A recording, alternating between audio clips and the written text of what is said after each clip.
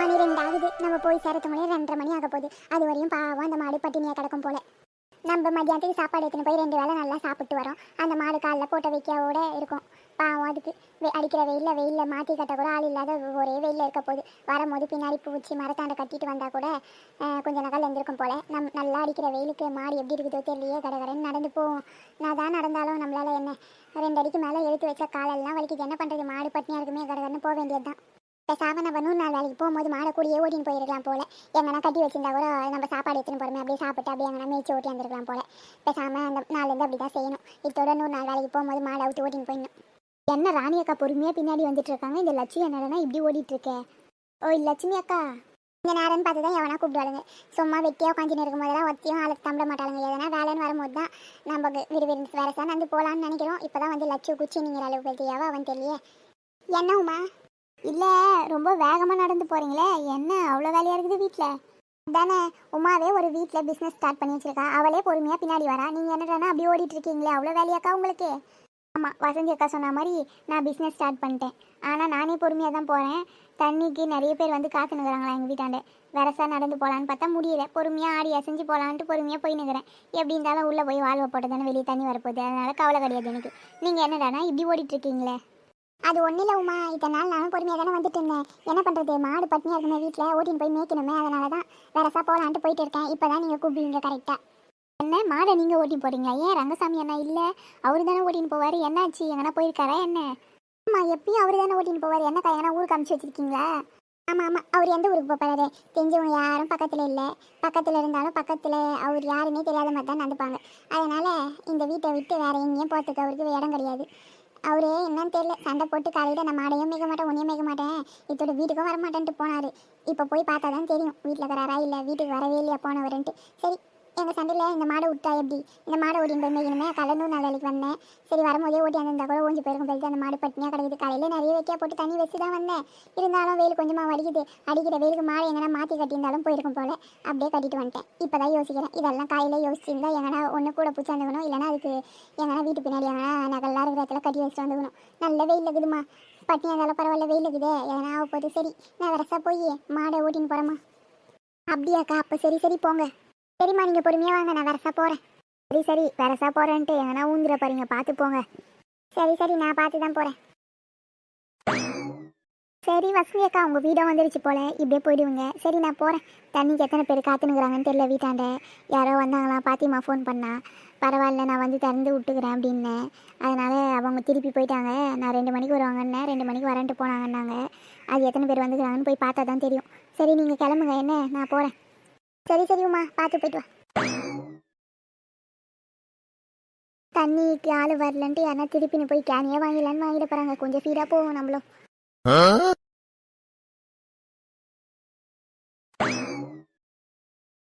கொஞ்சம் தூரம் ஓடி வரதுங்களே நம்மளுக்கு நாக்கு தள்ளி தானே. மாடு பாவம் இப்படி தான் வெயில் இருக்குதோ தெரியல. என்னடா இது, மாடை காணோம், எங்கே போயிருக்கோம்? கட்டிட்டு தானே போனோம். கட்டிட்டு நிறைய வைக்கலாம் போட்டு போனோமே. கட்டாத இருந்தாலும் எங்கன்னா போயிருக்கோம். கட்டிட்டு போன மாடு எங்கே போயிருக்கோம்? ஒரு வேளை வெயில் இருக்குதுன்னு யாருன்னா அவுத்து விட்டுருப்பாங்களோ? அவுத்து விட்டா கூட வீட்டை சுற்றி சுற்றி தானே வரும். அந்த மாடு எங்கே போச்சுன்னு தெரியலையே. என்ன இவன் வந்து ஒயர்குடி இங்கே போட்டு நதி தேடினுங்கிறா லட்சுமி? என்னக்கா?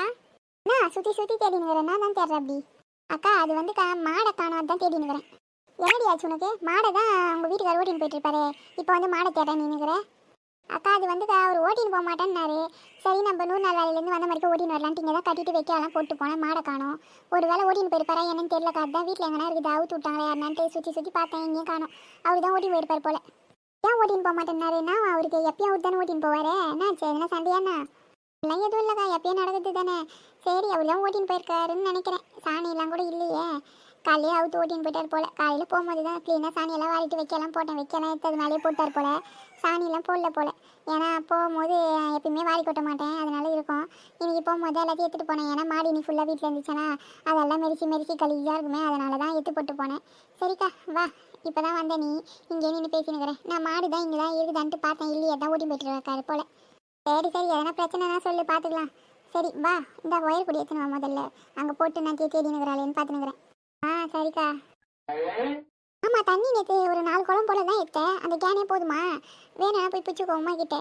பிடிச்சிக்கிறேங்க ஏற்கனவே பிடிச்சதுக்கு காசு இப்போ தான் தரணும். சரி வேணும்னா இன்னொரு வாட்டி ஒரு 60 ரூபாவை குத்துட்டு இன்னொரு 2 குடம் வேணா பிடிச்சிக்கிறேன். அதெல்லாம் ஒன்றும் கொடுக்க வேணாட்டும், நான் குத்துக்கிறேன். நான் கடைக்கு கொடுக்கும் போதே எக்ஸ்ட்ரா காசு தான் குத்து வச்சுக்கிறேன். நம்ம 2 பேருக்கும் பிடிச்சா இருந்துட்டு அதிலே தான் காசு கணக்கு சொல்லிக்கினேன். நீ அதெல்லாம் காசெல்லாம் எதுவும் கொடுக்க வேணாம். ஏற்கனவே எக்ஸ்ட்ரா தான் குத்து வச்சுக்கிறேன் அவங்ககிட்ட காசு. அக்கா நீ ஏன்க்கா கொடுத்த? நான் குத்துக்கின்னு இருப்பேன்ல, நீ இட்லி கடை வச்சுன்னு அந்த காசை வச்சுன்னு கஷ்டப்பட்டுனுக்குறேன். அதுலேருந்து ஏன்க்கா கொடுக்குறேன்? நான் கொடுக்க மாட்டேனா? சரி ஒரு 40 ரூபா கொடுக்கலன்னா போயிட போகுது. நீ குத்தானே நான் குத்தானே கொடுத்துட்டேன்றல அது வரையும் விடு. தண்ணி எப்பனா வேணா போய் பிடிச்சிக்கோ, காசெல்லாம் எதுவும் கொடுக்காத. முன்னாடியே எக்ஸ்ட்ரா தான் குத்து வச்சுக்கிறேன். அதெல்லாம் சொன்னேன். லட்சுமி எப்பனா வந்து பிடிச்சினாலும் இதிலே வச்சுக்கோ கணக்கு அப்படின்னு தான் சொல்லி வச்சுக்கிறேன். சரி போய் கொஞ்ச நேரம் பார்த்து தூங்கு. நைட்லாம் தூங்குனியா இல்லையோ? எப்படி இருந்தாலும் சண்டை நடந்துக்கிட்டு கழிச்சு சொல்ல மாட்டேன்ற. மாடை ஊற்றி ஓட்டின்னு போனாரா இல்லையா நான் மேய்க்கணும் நீங்கிற. சரி ஏதோ ஒன்று நல்லா இருந்தால் சரி தான். போய் படுத்து தூங்கு கொஞ்ச நேரம். அப்புறம் இந்த சாப்பாடு வேலையெல்லாம் செய்யறதுக்கு கரெக்டாக இருக்கும். பிள்ளைங்க வந்துச்சானா அந்த வேலை இந்த வேலைன்னு கரெக்டாக இருக்கும். போ சரிக்கா, நீ மட்டும் என்ன பண்ண போற? நீயும் போய் தூங்கு கொஞ்ச நேரம்.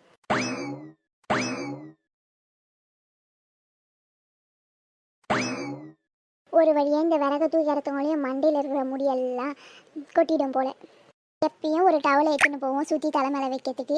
இன்றைக்கி என்னதான் ஞாபகமோ தெரியல, இந்த பையனை பற்றி நினச்சி மறந்தே போச்சு. அப்படியே போயிட்டோம். சரி விறகு எடுத்துன்னு வரலன்னா என்ன பண்ணுறது? இந்த சிலிண்டர் வேறு தீர்ற ஸ்டேஜில் இருக்குது. அது தீர்ந்துச்சுன்னா அப்புறம் விறகு இல்லைன்னா கஷ்டமாக போயிடும். நம்ம எடுத்துன்னு வந்து போட்டு வச்சுக்கணுமானா எப்போ சிலிண்டர் தீர்ந்தாலும் கவலை கிடையாது. எப்போ வேணாலும் அடுப்பு பார்த்து வச்சு எது வேணாலும் செஞ்சுக்கலாம். அதுலேயும் இப்போலாம் வர சிலிண்டர் விற்கிற விலையை பார்த்தா விறகடுப்புலையே சமைச்சு தின்னலாம் போல்.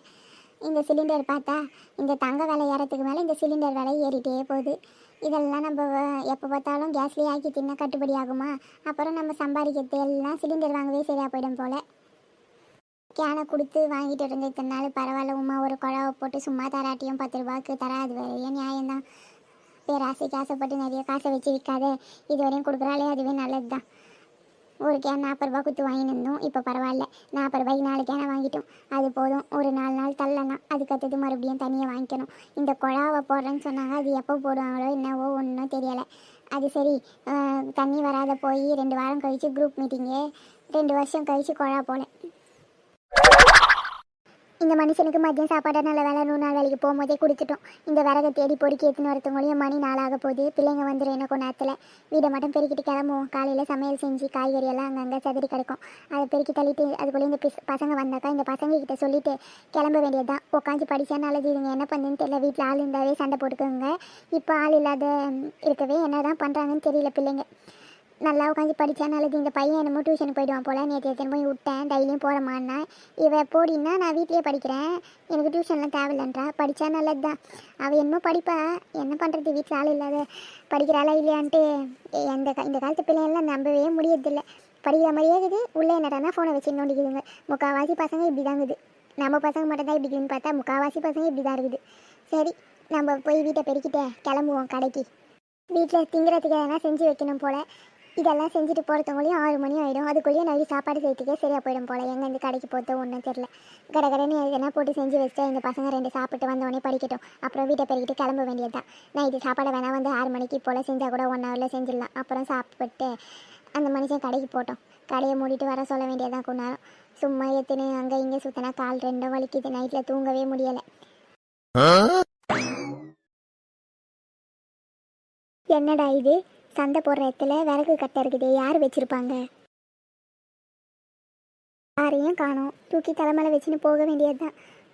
தண்ணி காய வச்சுக்கிறதுக்கு யூஸ் ஆகும். யாருன்னா வந்து இது என்னோட விறகுன்னு சொல்கிறதுக்குள்ளேயே தூக்கின்னு ஓடிடுவோமா?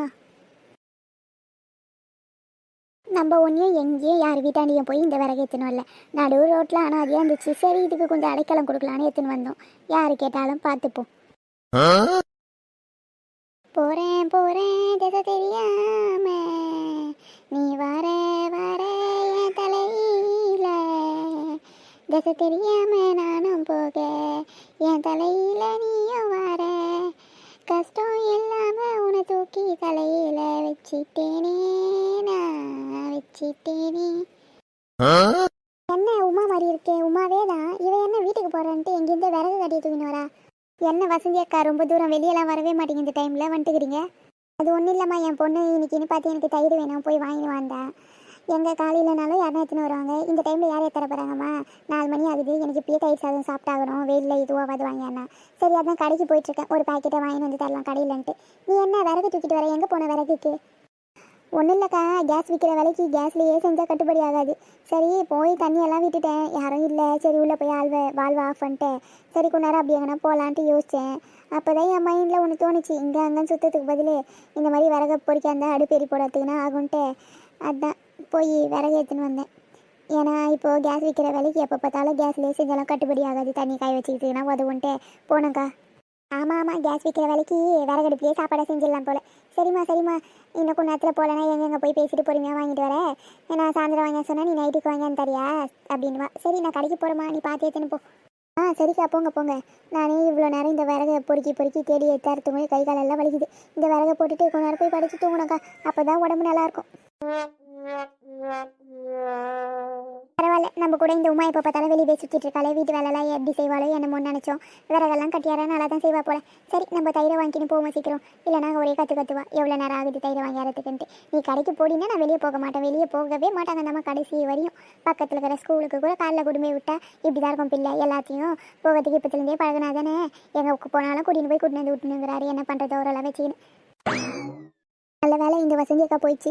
நம்ம பாட்டு பாடமோடு வந்திருந்தா அவ்வளோதான். என்ன பாட்டுமா போகிற வரேன்ட்டு புதுசாக இருக்குதுன்ட்டு அப்படி இப்படின்ட்டு யோசிச்சு கரெக்டாக கண்டுபிடிச்சிருக்கோம் நம்ம இந்த விறகு ஓசியில் தூக்கியாந்தோன்ட்டு. நல்ல வேலை பாட்டு பாடத்துக்கு போது வராமல் பாட்டு பாடி முடிச்ச மாதிரி வந்துக்குது. அது வரையும் நம்மளுக்கு நல்லது. இந்த விறகு தூக்கிமை போகிறதுங்களும் இன்னும் யார் பார்த்தாலும் நம்மளுக்கு ஆபத்து தான். கிடக்கான்னு தூக்கிமை வீட்டில் போடுவோம். நம்மளாலேயே நம்ப முடியல. நம்மளாம் ஒரு காலத்துலேயே நினச்சி பார்க்கல இந்த அளவுக்கு உட்காந்து படிப்புன்ட்டு. நானா இதுன்ட்டு என்னாலேயே நம்ப முடியலையே. கண்ணாடியில் போய் பார்த்தாலும் என் மூஞ்சி எனக்கு தான் தெரியுது. அப்போ நானா தானே இருப்பேன். நம்மளே ரொம்ப ஆச்சரியப்பட்டுக்க கூடாது. நம்ம என்னமோ இப்போலாம் நல்லா தான் படிக்கிறோம். ஆனால் கொஸ்டின் பேப்பர் எடுக்கிறவங்க எந்த டஃப்பான கொஸ்டின்லாம் எடுக்கிறாங்களோ தெரியல. நம்ம எல்லாம் சிம்பிள் கொஸ்டினை படிச்சுருக்கிறோம். அவங்க எடுக்கிறதெல்லாம் டஃப் கொஸ்டினை படித்தா நம்ம படித்ததுக்கே யூஸ் இல்லாத போயிடும். அப்புறம் இந்த பையன் படிக்கவே மாட்டான் தான் சொல்லுவாங்க எல்லாரும். அதனால் கொஞ்சம் டஃப்பாக இருக்கிற கொஸ்டினே நீலேருந்து படிக்கணும். என்ன இவன் உட்காந்து என்னமோ யோசிச்சுன்னு இருக்கான்? என்ன சதீஷே, ஆழ்ந்த யோசனையில் இருக்கிற, எங்கேயும் விளையாட போக முடியலன்னு ஃபீல் பண்ணிட்டு இருக்கியா? நான் என்ன யோசிக்கிறேன்ட்டு என்னாலேயே நம்ப முடியல. நீ சொன்னா நீயும் நம்ப மாட்டேன், சிரிக்க தான் சிரிப்பேன். சரி நீ முதல்ல சொல்லு, அப்புறம் நான் நம்புறேன்னா சரி நான்ட்டு பார்க்கலாம். அது ஒன்றும் இல்லை சத்யாக்கா, நான் எப்பயும் படிக்கவே மாட்டேன். இப்போ என்னன்னு தெரியல, கொஞ்சம் காலமாக உட்காந்து படிச்சுன்னுக்கிறேன். சிம்பிள் கொஸ்டின் தான் படிச்சுன்னுக்கிறேன். ஆனால் கொஸ்டின் பேப்பர் எடுக்கிறவங்க எப்படி எடுப்பாங்க, ரெண்டுத்தையும் கலந்து தானே எடுப்பாங்க. அப்புறம் சிம்பிள் கொஸ்டின் ஒன்று கூட அதில் வராது போயிடுச்சுன்னா ஃபெயில் ஆகிடுவோம்ல. நான் படிச்சதுக்கே யூஸ் இல்லாத போயிட்டால. அதனால தான் கஷ்டமாக இருக்குமே அந்த கொஸ்டின்லாம் படிக்கலான்னு முடிவு எடுத்துருக்குறேன். சதீஷே, நீயா இப்படி பேசுகிற? என்னால் நம்பவே முடியலையே. 10th பூ மாதிரி சதீஷுக்கு இப்போ தான் கொஞ்சம் கொஞ்சமாக பொறுப்பு வருது. இப்படியே படிச்சேன்னா நீ ஃபர்ஸ்ட் ரேங்க் தான் சதீஷே. எனக்கு ஃபர்ஸ்ட் ரேங்க்லாம் வேணாக்கா, ஃபர்ஸ்ட் ரேங்கை விட அதிகமாக எடுத்தாவே போதும். நல்லா உட்காந்து படித்தேன்னா ஃபர்ஸ்ட் ரேங்க் இல்லை ஃபர்ஸ்ட் ரேங்கே எடுக்கலாம். படித்தா மார்க் வராது, எங்கே போவோம் சதீஷே? பூமாரி, எனக்கு அதெல்லாம் பிரச்சனை இல்லை. ஃபர்ஸ்ட் ரேங்க்லாம் பிரச்சனை கிடையாது. படிக்கிறதெல்லாம் மறந்து போகாதுன்னு தான் ஃபர்ஸ்ட் ரேங்க் எடுக்கலாம். படிச்சதெல்லாம் நினைக்கே மறந்து போகுது, அதை நினச்சி தான் பயமாகுது. ஃபர்ஸ்ட் ரேங்க் எடுத்தாவே போதும். அதனால எனக்கு ஃபர்ஸ்ட் ரேங்க்லாம் வேணாம். சரி உனக்கு என்ன இப்போது கஷ்டமாக இருக்கிற கொஸ்டின்லாம் படிக்கலான்னு முடிவு வைத்திருக்கல? பரவாயில்ல, ரொம்ப நல்லது. நீ வேணா வா, நான் அதெல்லாம் சிம்பிள் பண்ணி உனக்கு எப்படி ஈஸியாக இருக்குமோ அப்படி மார்க் பண்ணி தரேன். அதை மாதிரி படிச்சுக்கோ. என்ன உனக்கு மைண்டில் மறக்காதையும் இருக்கும், ஈஸியாகவும் இருக்கும். அப்படியா? கஷ்டமாக இருக்கிற கொஸ்டின்லாம் சிம்பிளாக பண்ணி தரியா? அப்போ நான் படிக்கிறேன். ஆமாம், நானே நிறைய அப்படி தான் படிப்பேனே. ஏன்னா நிறைய கொஷின் வளன்னு நிறைய இருக்குமா, அதெல்லாம் கீவேர்ட்ஸ் எல்லாம் குறித்து வச்சு முக்கியமான பாயிண்ட்ஸ்லாம் சேர்த்து நானே குட்டி கொஷின் மாதிரி படிச்சுப்பேன். ஏன்னா 10 மார்க்கு 5 மார்க்லாம் 2 மார்க்கில் கேட்பாங்க ஒரு சில நேரத்தில். அந்த மாதிரி படித்தோன்னா 2 மார்க்கில் எழுதிக்கலாம்ல. 10 மார்க்கு 5 மார்க்லாம் பிரச்சனை கிடையாது, கதை அடிச்சிக்கலாம். ஏன்னா நம்மள கீவேர்ட்ஸ் 2 மார்க் மாதிரி படித்தாவே நம்ம 10 மார்க்லாம் அட்டன் பண்ணிடலாம் தெரியுமா. அதனால் 2 மார்க் தான் ரொம்ப இம்பார்ட்டண்ட்டாக படிக்கணுமே. 10 மார்க்லாம் 2 மார்க் மாதிரி படிக்க ஆரம்பிச்சிட்டேன்னு வச்சுக்கோ, அவ்வளோதான். நீ இப்போது வேறு லெவல் ஃபஸ்ட் ரேங்கே எடுக்கலாம். அப்படியா? அப்போனா உடனே புக் எடுத்துன்னு வரேன் நான். சரி வாங்க, நான் உள்ளே போகிறேன், படிக்கலாம். சரி நீ இப்போ நான் வரேன் புக் எடுத்துன்னு. ஆமாம், சோனி எங்கே? அவள் வேறு என்ன பண்ணுவா, ஃபோன் எடுத்து நோண்டிட்டு இருக்கா. படினா சதீஷ் பூ மாதிரி வந்த மாதிரியும் படிக்கிறேன். நேற்று மாதிரி 4 பேரை உட்காந்து படிக்கலாம். அதுக்கு முன்னாடி நான் ஃபோனை கொஞ்ச நேரம் பார்க்குறேன், அவங்க வர வரையன்ட்டு உட்காந்து நோண்டிட்டு இருக்கா. அம்மா திட்டாதே எடுத்து வைக்க மாட்டா. சரி நீங்கள் வாங்க, நீங்கள் வந்தீங்களா தானே எடுத்து வச்சிருவா. அப்படியா? சரி நாங்கள் புக் எடுத்துன்னு வரேன். இப்போ சீக்கிரமாக வாங்க. என்ன நீங்கள் வராதா, ஃபோன் எடுத்து வைக்க மாட்டா. நான் போய் படிச்சுன்னே இருக்கேன், நீங்களும் வாங்க. நீ இப்போ சிட்டாட்டம் பறந்து வந்துடுறேன். நான் புக் எடுத்தேனே, நீ எனக்கு 5 மார்க்லாம் 2 மார்க் மாதிரி குறிச்சு கொடு என்ன. சரி சரி சீக்கிரமா வா. பூமாரி சத்யாக்கா பத்தியா 5 மார்க்கு 10 மார்க்லாம் 2 மார்க் மாதிரி குறிச்சு தரேன்னு நினைக்கிறாங்க. நீ அப்படி எதனா பண்ணியிருக்கியா? உட்காந்து படின்ட்டு டார்ச்சர் பண்ணுவேன். சத்யாக்கா நல்லா சொல்லி தரா எனக்கு இப்போ. சதீஷே, நீ முதல்ல உட்காந்து படிச்சு என்ன தானே சதீஷே உனக்குலாம் குறிச்சு தரத்துக்கு? படிக்காதே ஏமாத்திட்டு இருந்தா உனக்கு குறிச்சு தரதே வேஸ்ட்டு தான். அதுக்கு பதில் நானே படிக்கலான்ட்டு தான் இத்தனை நாள் அப்படி பண்ணாதுன்றேன். அதான் சத்யாக்கா குறிச்சு தரனால போய் குறிச்சு தந்தா படி. சரி சரி வா போய் புக்கு எடுத்துன்னு போய் படிக்கலாம். கிச்சனில் ஒன்றுமே இல்லை. அது சரி, நம்ம எதனா செஞ்சால் தானே சாப்பிட்றதுக்கு எதனா இருக்கும். இதுவே நம்ம வீட்டில் இருக்கும்போது அம்மா கிச்சன் நிறைய எதனா செஞ்சு வச்சுருப்பாங்க. இங்கே பார்த்தா ஒரு ஸ்நாக்ஸ் தான். அந்த ஸ்நாக்ஸை சாப்பிட்டு போர் அடிச்சு போச்சு. எதனா செஞ்சு சாப்பிட்லான்னு பார்த்தாலும் செஞ்சாலும் நல்லாவே வர மாட்டேங்குது. என்ன தான் பண்ணுறதோ தெரியலை. இன்னும் கொஞ்சம் நேரத்தில் இந்த பசங்க வந்துடுவானுங்க டியூஷனுக்காக. ஒரு 3-4 பசங்க வராங்க. சரி, அவங்களுக்கு சொல்லினா தரலாம். நம்மளுக்கு ஒரே போர் அடிக்குது. பசங்க படித்தா யூஸ்ஃபுல்லான இருக்கும். அதுவும் பப்ளிக் எக்ஸாம் டைமில் நல்லா சொல்லிக் கொடுத்தா நல்லா படித்து மார்க் எடுக்கட்டும். நம்ம வேஸ்ட்டாக தானே இருக்கும். ஃபீஸ்லாம் முக்கியம் இல்லை, பசங்களை நல்லா சொல்லிக் கொடுக்கணும். நல்ல மார்க் எடுத்தால் அதுவே போதும். அவங்க இந்த டீச்சர் பிள்ளை வரவே மாட்டேங்குது வெளியே. கூச்சப்படுதா என்னன்னு தெரியல. அது சரி, ஊருக்கு புதுசு இல்லை, ரொம்ப கூச்சப்படுறா போல. எதனா வேணா வந்து கேளுமானா வீட்டை விட்டு வெளியவே வர மாட்டேங்குது. உள்ளே என்ன தான் பண்ணுறது தெரியல. நம்மளுக்கு வீட்டில் 5 நிமிஷம் இருந்தால் கூட பைத்தியமே பிடிச்சி போகுது. சரி, கூச்சப்படுறா போல. நம்மனா எதனா எத்தனை போய் கொடுப்போம். ஏம்மா டீச்சர் அம்மா உள்ளே இருக்கியாம்மா? யாரோ கூப்பிட்ற மாதிரி இருக்கே. ஆ வாங்கக்கா உள்ள. இல்லை இல்லை வாமா, என்னம்மா பண்ணுற? நீங்களா ஆண்டி உள்ளே வரதானே? நீ மட்டும் வரியா எங்கள் வீட்டுக்கு வர சொன்னா? நாங்கள் மட்டும் ஏன் வரணும் உங்கள் வீட்டுக்கு?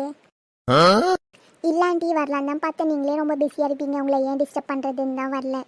அப்புறம் நீ வந்து எங்கள் வீட்டுக்கு டிஸ்டர்பாக இருக்குன்னு நான் சொன்னேன்னா? அப்படிலாம் எதுவும் இல்லை. இந்தாம்மா வீட்டில் கொஞ்சம் ஸ்வீட் செஞ்சு அதான் உனக்கு கொடுத்துட்டு போகலான்ட்டு வந்தேன். இந்த வாங்கிக்கோ. இல்லை பரவாயில்ல ஆண்டி, நான் கொடுத்தா வாங்கிக்க மாட்டியா? இந்த புடி வாங்கிக்கோ, உனக்காக தானே எடுத்துன்னு வந்தேன். ரொம்ப தேங்க்ஸ் ஆண்டி. அதெல்லாம் எதுவும் வேணாம்மா, நல்லா சாப்பிடு. என்ன பிள்ளை நான், நீ எலும்பு குண்டாட்டம் இருக்க. நல்லா சாப்பிட்டா தானே புசு புசுன்னு என்ன மாதிரி இருப்பேன். என்னதான் பிள்ளைங்களோ தெரியல போங்க. இந்த காலத்து பிள்ளைங்க என்னதான் சாப்பாடு சாப்பிட்றீங்களோ, ஒரு கரண்டிக்கு சாப்பாடு கூட சாப்பிட்றது கிடையாது. இதுலேயும் டயட்டுன்னு போட்டு கண்டதை கிடந்துட்டு உடம்பு தான் கெட்டு போகுது. வஞ்சம் இல்லாத சாப்பிட்டா தானே வயிற்றுக்கு உடம்பு நல்லாயிருக்கும். எங்கள் பார்த்தாலும் எலும்பு தான் தெரியுது. ஒழுங்காக சாப்பிடுமா. மேம் இங்கே தான் இருக்காங்க. மேம் வா வா, வந்துட்டியா? உட்காரு. என்ன பேக்கில் எடுத்துன்னு வந்திருக்கா இந்த பிள்ளை? டியூஷன் எடுக்குதா இந்த பொண்ணு? ஏம்மா டியூஷன் எடுக்கிற? ஆமாம் ஆண்டி, இந்த பசங்களோட அம்மாலாம் ஒழுங்காகவே படிக்க மாட்டேன்றானுங்கம்மா. நீங்கள் தானே இருக்க, டியூஷன் எடுமா, கொஞ்சம் நல்லாயிருக்கும் பப்ளிக் எக்ஸாம் டைமில் அப்படின்னாங்க. சரி, நம்ம சும்மா தானே இருக்கோம், இந்த மாதிரி டைம் பாஸ் நான் ஆகும். இந்த மாதிரி பசங்களுக்கு சொல்லிக் கொடுத்தா அவங்களுக்கு யூஸ்ஃபுல்லாகவும் இருக்குல்ல. அதனால தான் ஆண்டி டியூஷன் எடுக்கலான்ட்டு எடுத்துகிட்ருக்கேன். இந்த 1 வீக்காக தான் எடுத்துகிட்ருக்கேன். அதுவும் நல்லதுமா. இந்த ஊரில் பிள்ளைங்க எல்லாம் இப்படி தான் சுற்றிட்டுருக்குங்க. நீ டியூஷன் எடுத்து நல்லா சொல்லி கொடுத்தேன்னா நல்லது தான். இங்கே யாரும் டியூஷன் எடுக்கிறதுக்கும் ஆள் கிடையாது. டீச்சர் அம்மா வந்தேன் டியூஷன் எடுக்கிறேன். பரவாயில்ல, பிள்ளைங்க நல்லா படித்தா நல்லதுதாம்மா. சரிம்மா, நீ பாரு உன் வேலையை, நான் கிளம்புறேன் என்ன? சரி ஆண்டி, போயிட்டு வாங்க. உட்காரியா, நான் வரேன். இந்த ஸ்வீட் சாப்பிட்றியா? இல்லை மேம், வரும்போது தான் வயிறு முட்டை சாப்பிட்டு வந்தேன். எனக்கு எதுவும் வேணாம் மேம் இப்போது. சரி சரி, இங்கேயே உட்காரு, நான் போய் இந்த பிளேட்டை உள்ளே வச்சுட்டு வரேன் என்ன? சரிங்க மேம். ஹாய் ஃப்ரெண்ட்ஸ், எல்லோரும் எப்படி இருக்கீங்க? எங்கள் சேனல் பிடிச்சா லைக் பண்ணுங்கள், ஷேர் பண்ணுங்கள், கமெண்ட் பண்ணுங்கள், மறக்காமல் சப்ஸ்கிரைப் பண்ணுங்கள். கூடவே இருக்கிற பெல் பட்டனையும் கிளிக் பண்ணுங்கள். அப்போ அது நாங்கள் போகிற வீடியோ உங்களுக்கு உடனே வரும். இந்த வீடியோட கண்டினியூ நீங்கள் பார்க்க விரும்புனீங்கன்னா முதல்ல எங்கள் சேனலை சப்ஸ்கிரைப் பண்ணுங்கள். அப்போ தான் நாங்கள் போகிற வீடியோ உங்களுக்கு கண்டினியூஸாக வரும். பாய் பாய், எல்லாரும் நெக்ஸ்ட் வீடியோவில் சந்திக்கலாம்.